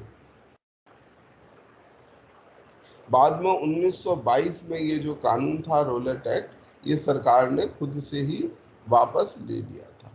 इससे ये जो घटनाक्रम हुआ जलियांवाला बाग, उसकी जांच करने के लिए एक कमीशन बनाया गया था जिसका नाम था हंटर कमीशन, हंटर कमेटी। 1920 में विलियम हंटर इसकी जांच कर रहे थे, जो भी ये वायलेंस हुआ था और जलियांवाला मैसेकर हुआ था। इसको भारतीयों ने व्हाइट वॉश कमीशन घोषित किया। इसी को बोला व्हाइट वॉश कमीशन, क्योंकि इस जो कमीशन है, इसने जनरल डायर को पूरी तरीके से दोष मुक्त कर दिया था। ठीक है, उसको एक्सोनरेट कर दिया था कि ठीक है, उसकी कोई गलती नहीं है।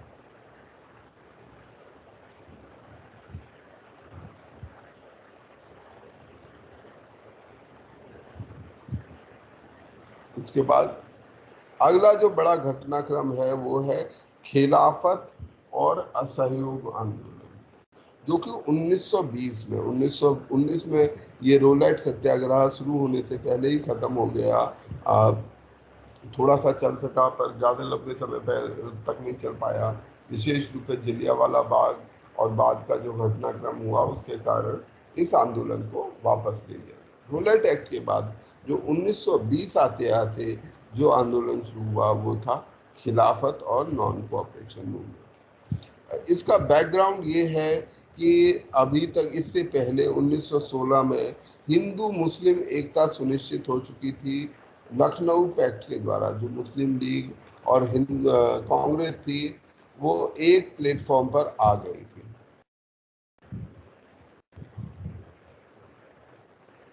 ऐसे समय पर एक इशू खड़ा हुआ था टर्की का। 1919 में जो ट्रीटी ऑफ सेवियर्स हुई, ट्रीटी ऑफ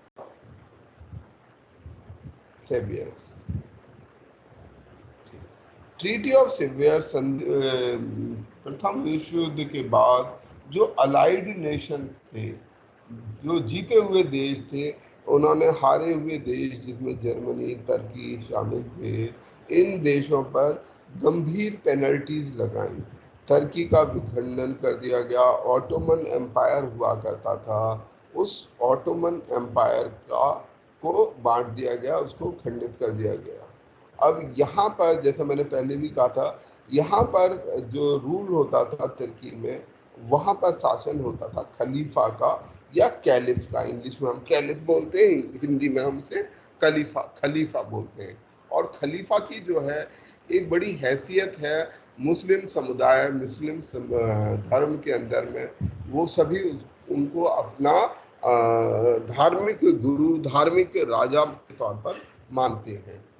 और जब ये अपमानजनक ट्रीटी उसके साथ हुई तो मुस्लिमों का, मुस्लिम समुदाय का, पूरे दुनिया के मुस्लिम समुदाय का ब्रिटिश के प्रति गुस्सा फूट पड़ा।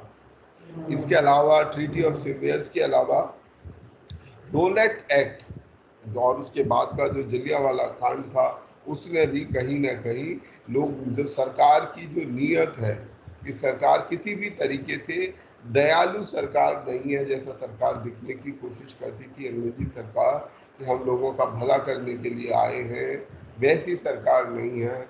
वो सरकार जैसे पंजाब के तो सिपाहियों ने उसको बचाने के लिए अपनी जान लड़ाई, उन्हीं को वो वापस मार रही थी। तो ऐसे सरकार का जो फेस था, अंग्रेजी सरकार का जो रियल कैरेक्टर था, अब वो लोगों को समझ आने लगा था।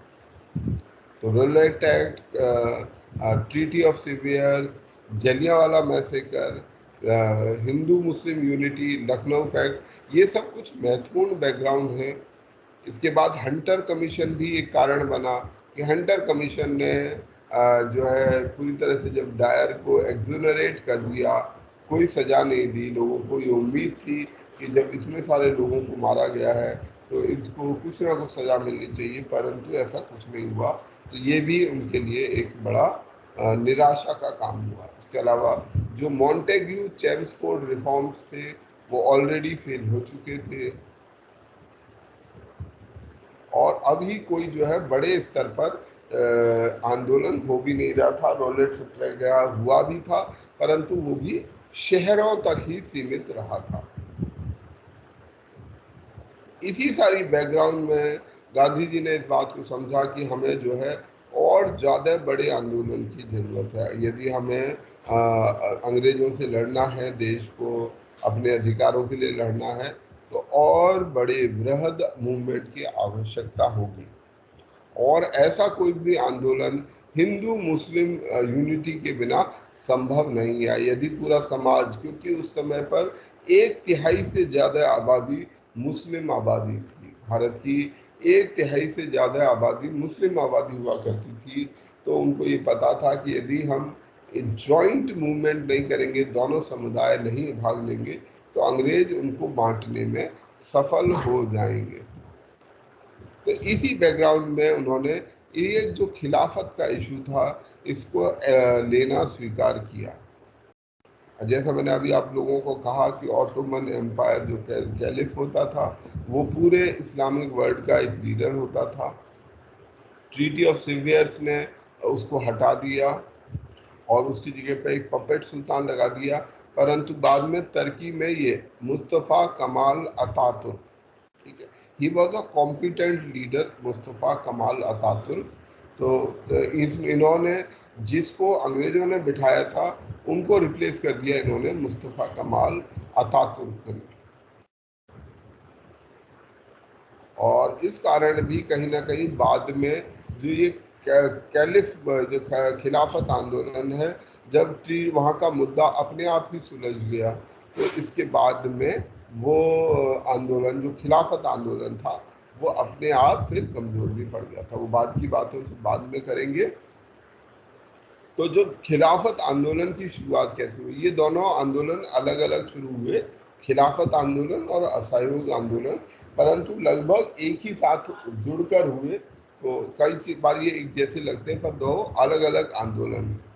जो खिलाफत कमेटी बनाई गई मुंबई में मार्च 1919 में by Ali brothers, Ali brothers थे उसमें, हाकिम अजमल खान, अब्दुल कलाम आज़ाद और हजरत मोहानी, ये कुछ बड़े नेता, जो बड़े मुस्लिम नेता थे उस समय के, उन्होंने मिलकर जो है ये खिलाफत कमेटी फॉर्म की। ऑल इंडिया खिलाफत कॉन्फ्रेंस की गई नवंबर 1919 में।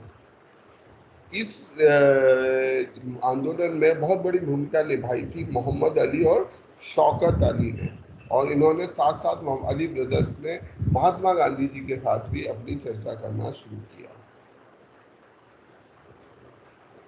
जो कलकत्ता में सेशन हुआ कांग्रेस का, वहाँ भी जो है गांधी जी ने भी ये प्रयास किया, लीडर्स ने प्रयास किया कि नॉन कॉपरेशन मूवमेंट और खिलाफत आंदोलन को जोड़कर स्वराज के लिए आंदोलन किया जाना चाहिए। तो इसी सितंबर 1920 में इन दोनों आंदोलनों को जोड़ दिया गया था बाद में। ये और कुछ कारण है कि जो आर्थिक विषमताएं थी, आर्थिक मुश्किलें लोगों की बढ़ रही थी। जो लखनऊ पैक्ट न था उसने हिंदू मुस्लिम एकता ले आए थे। कई सारे रेडिकल मुस्लिम लीडर्स इस समय निकल रहे थे, जैसे मोहम्मद अली, अब्दुल कलाम आज़ाद, हकीम अजमल खान, कासम इमाम, ये सब कुछ महत्वपूर्ण नेता इस समय निकल रहे थे।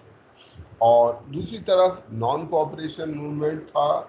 ये जो नॉन कोऑपरेशन मूवमेंट था, इसका विचार गांधी जी द्वारा दिया गया था, और इसका पहली बार जो कॉन्सेप्ट नॉन कोऑपरेशन का, असहयोग का दिया गया था, हिंद स्वराज नाम की गांधी जी की अपनी किताब थी, उसके अंदर असहयोग की बात की गई थी। असहयोग।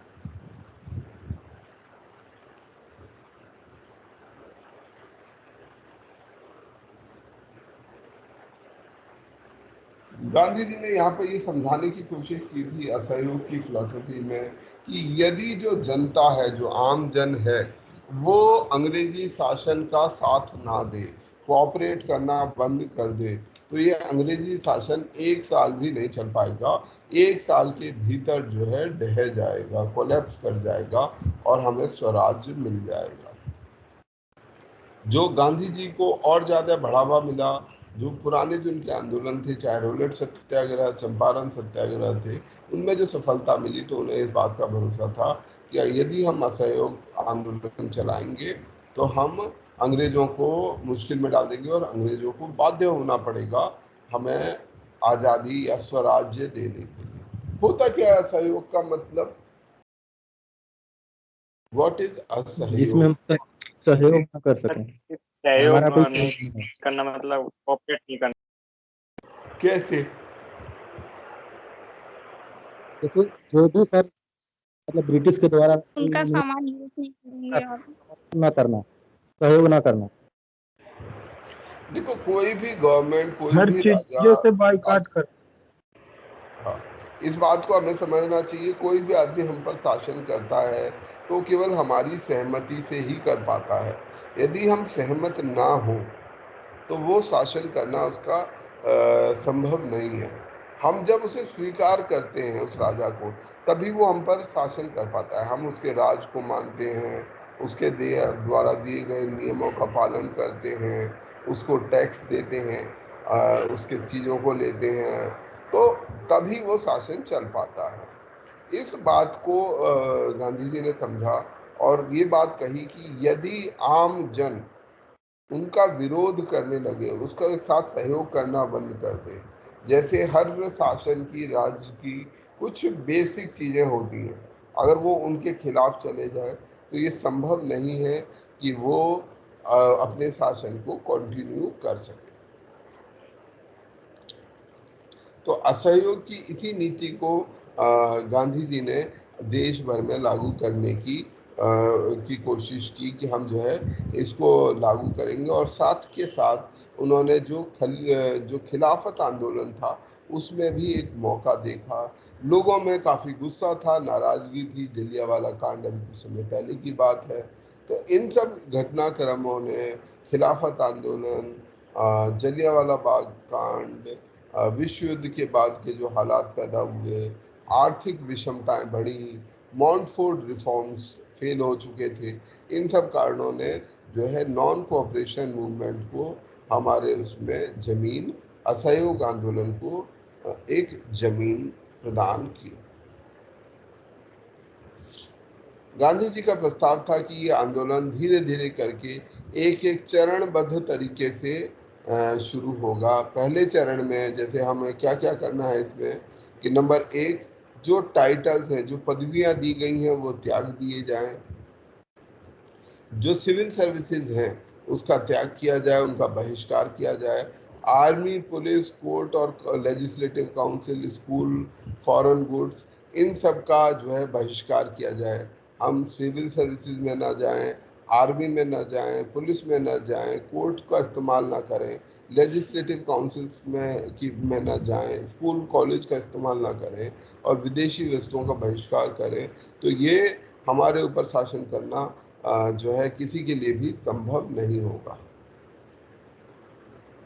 और अगर सरकार ये सब करने के बाद सरकार यदि हमारे ऊपर दमन की नीति लगाती है तो हम पूर्ण सविनय अवज्ञा, हम पूरी तरीके से नियम ना मानने का, परंतु उसे अहिंसात्मक तरीके से करेंगे, सविनय अवज्ञा का आंदोलन हम चलाएंगे। इसके लिए लोगों को मोबिलाइज किया गया, सपोर्ट इकट्ठी की गई, पूरे देश का दौरा किया गया जो भारत के नेता थे और विशेष रूप से गांधी जी और शौकत अली द्वारा। कांग्रेस के अंदर में भी अभी पर इस नॉन कॉपरेशन के लिए पूर्ण सहमति नहीं थी। सभी लोग इस बात से सहमत नहीं थे कि हमें इनका जो है अंग्रेजों का बहिष्कार करना चाहिए, मॉन्टफोर्ड जो लेजिस्लेटिव काउंसिल है उनका बहिष्कार करना चाहिए। कई लोग चाहते थे कि हम उनके अंदर एंटर करें, उसमें जाएं, उसमें भाग लें। जब हम भाग लेंगे तभी हम सफल हो पाएंगे। काफी सारे नेता ऐसे थे जो काउंसिल इलेक्शन का बहिष्कार नहीं करना चाहते थे।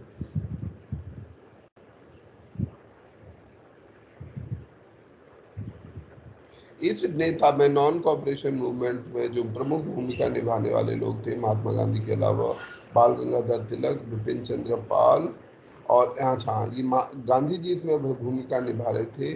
जो पहले के बड़े नेता थे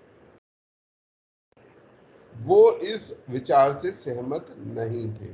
ठीक है, बाल गंगाधर तिलक, बिपिन चंद्र पाल, मोहम्मद अली जिन्ना, एनी बेसेंट, वो नॉन कोऑपरेशन से वो सहमत नहीं थे।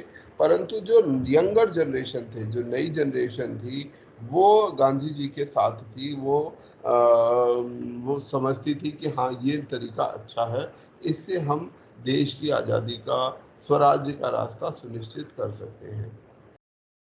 इन मुस्लिम नेताओं ने भी इसमें बढ़ चढ़ के भाग लिया, जिसमें अब्दुल कलाम आज़ाद, मुख्तार अहमद अंसारी, हकीम अजमल खान, अब्बास तैयब, मौलाना मोहम्मद अली, मौलाना शौकत अली, ये सभी नेता शामिल हैं। इन्होंने जो है इस आंदोलन में भाग लिया। ये जितने नाम हैं, ये सब नाम, फैक्ट्स, जैसे जो मैं अंडरलाइन आपको करता हूँ, इसीलिए करता हूँ कि आपको उन्हें याद रखना है, मेमोराइज करना है, वो आपके दिमाग में होने चाहिए कि घटनाक्रम कब हुआ, किस नेता ने क्या भूमिका निभाई। मतलब हमें सारी नहीं, पर कम से कम ये पता रहना चाहिए कि असहयोग आंदोलन में कौन नेता किस पक्ष में थे, असहयोग आंदोलन के मूल कारण क्या थे, कौन से मुस्लिम नेता थे जो खिलाफत आंदोलन को चला रहे थे, कौन से ऐसे आंदोलन थे, ऐसे नेता थे जो खिलाफत आंदोलन या नॉन कॉपरेशन आंदोलन के साथ नहीं थे बल्कि उसका विरोध कर रहे थे। तो इन्हीं सभी घटनाक्रमों में नॉन कॉपरेशन और खिलाफत आंदोलन शुरू हुआ। 1 अगस्त 1920 को जो असहयोग आंदोलन था उसकी शुरुआत हुई, 1 अगस्त 1920 की। ये एक जॉइंट मूवमेंट बन गया था। खिलाफत आंदोलन जुलाई 1920 में शुरू हो गया था और जो नॉन कॉपरेशन मूवमेंट के साथ ये 1 अगस्त 1920, नॉन कॉपरेशन मूवमेंट 1 अगस्त 1920 को शुरू हुआ और यही दिन था जिस दिन बाल गंगाधर तिलक की भी डेथ हुई। तो 1 अगस्त 1920 से नॉन कॉपरेशन असहयोग आंदोलन की शुरुआत हुई। जो कलकत्ता सेशन हुआ, कलकत्ता में कांग्रेस का एक विशेष अधिवेशन बुलाया गया सितंबर 1920 में, लाला लाजपत राय द्वारा ये प्रेजाइड किया गया, उसके अध्यक्ष थे और गांधी जी के जो प्रस्ताव था नॉन कॉपरेशन का, इसको मान लिया गया ताकि जो जलियांवाला कांड में जो गड़बड़ हुई थी, खिलाफत में जो बुरा वो हो रहा था, उस सब का विरोध किया जा सके।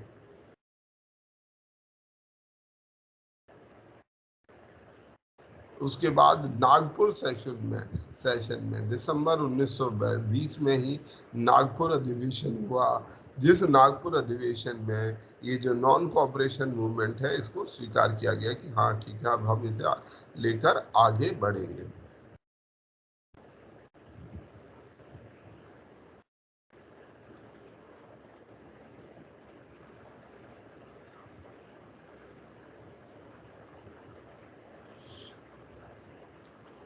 तो ये जो आंदोलन है इसमें कुछ कुछ विशेष अलग बातें हैं। जैसे गांधी जी ने ये कहा था कि यदि हम ये आंदोलन 1 साल तक, असहयोग का आंदोलन 1 साल तक अगर चला सकेंगे तो हम अपना स्वराज हासिल कर सकते हैं। इसी समय पर और भी कई नई घटनाएं हुई थी, जैसी हमने स्वदेशी आंदोलन के दौरान देखी थी। ऐसे ही कई सारी नई स्कूल कॉलेज बनाए गए, नई नई चीज़ें हुई। तो वो क्या क्या थी, कई सारे बच्चों ने अपने स्कूल को छोड़ दिया, जो कॉलेज ब्रिटिश द्वारा चलाए जा रहे थे उनको छोड़ दिया, और नए तरीके के राष्ट्रवादी स्कूल कॉलेजों की स्थापना की जाने लगी। जो राष्ट्रवादी स्कूल कॉलेज थे, जैसे जामिया मिलिया इस्लामिया, जामिया मिलिया, काशी विद्यापीठ, बिहार विद्यापीठ, इन सभी की स्थापना इसी 1919 के आंदोलन के दौरान, 1920 को नॉन कोऑपरेशन मूवमेंट के दौरान हुई। नेता हमारे जैसे सुभाष चंद्र बोस, लाला लाजपत राय, जाकिर हुसैन जैसे ऐसे नेता थे जिन्होंने इन इंस्टीट्यूशंस को लीड किया। इस समय एक फंड बनाया गया था जिसका नाम है तिलक स्वराज फंड। तिलक स्वराज फंड बाल गंगाधर तिलक के जाने के बाद उन्हीं के नाम पर ये एक फंड बनाया गया, जिसके जरिए से हम तिलक को याद कर सकें और उनके सम्मान में इस ये फंड में उस समय पर 1 करोड़ रुपए से ज्यादा पैसा इकट्ठा हुआ। 1 करोड़ रुपया उस समय बहुत बहुत बड़ी रकम हुआ करती थी, बहुत बड़ी रकम थी, और वो पैसा इस तिलक स्वराज फंड में इकट्ठा हुआ। 1921 में जो प्रिंस ऑफ वेल्स आए, जो ब्रिटिश राजकुमार थे, तो उनके खिलाफ बड़े प्रदर्शन हुए, उनको विरोध प्रदर्शन किया गया। जो जैसा हमने पहले कहा था, कुछ लोगों ने इनका विरोध भी किया। जिन्ना और मालवीय, मदन मोहन मालवीय ऐसे लोग थे जिन्होंने स्वराज का विरोध किया। जिन्ना ने कांग्रेस छोड़कर जो है एक एसोसिएशन बनाया। इसका 15 साल का जो जिन्ना का एसोसिएशन था वो खत्म हो गया और जिन्ना ने कांग्रेस को छोड़ दिया। जो ये स्प्रेड ऑफ मूवमेंट, ठीक है, ये धीरे धीरे मूवमेंट जो है पूरे अलग अलग प्रांतों में फैलता गया। सेंट्रल प्रोविंसेस में अलग अलग जगह पर कहाँ कौन नेता इसको लीड कर रहे थे, जैसे हमने स्वदेश उसके समय भी याद किया था 1857 में कौन कहाँ पर महत्वपूर्ण नेता था। तो इसी प्रकार से इस समय भी हम याद करेंगे। सेंट्रल प्रोविंसेस में जो राष्ट्रवादी नेता, बड़े बड़े नेता थे, वो थे मोतीलाल नेहरू, पुरुषोत्तम दास टंडन, गणेश शंकर विद्यार्थी, जीबी पंत। सेंट्रल प्रोविंस किसको बोलते हैं?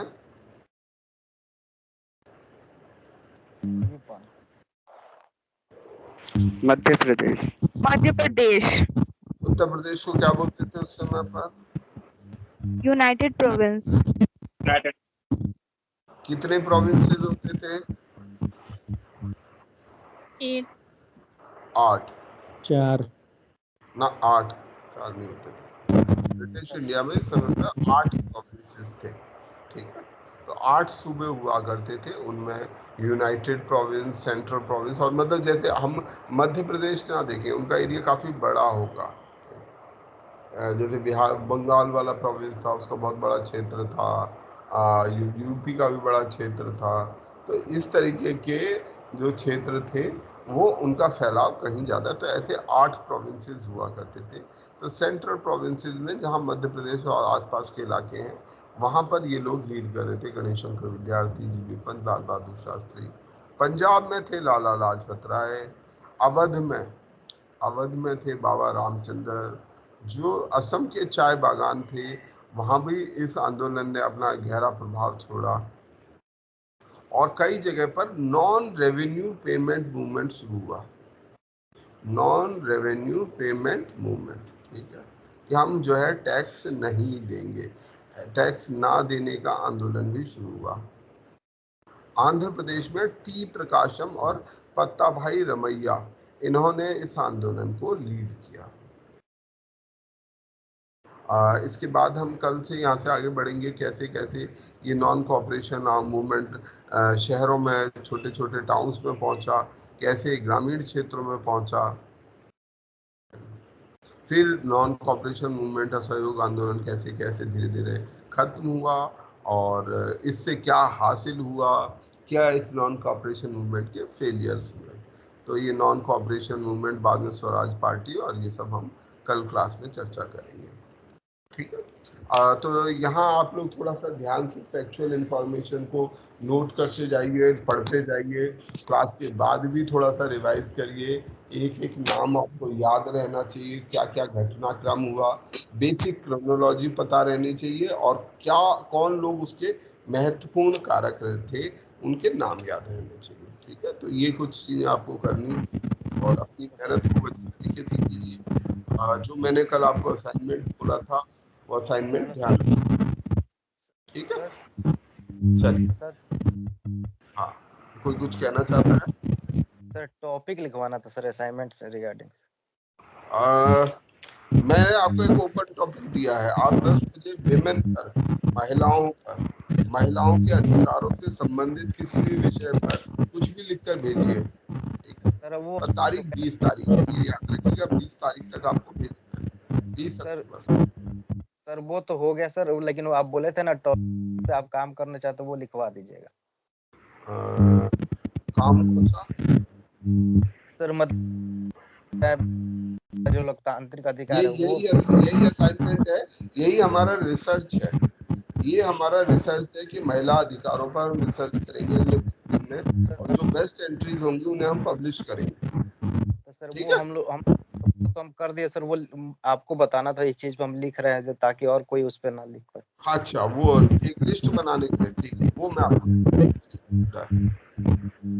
ठीक है, चलिए, okay, thank you sir. Thank you all of you. Thank you sir. Thank you sir. Thank you.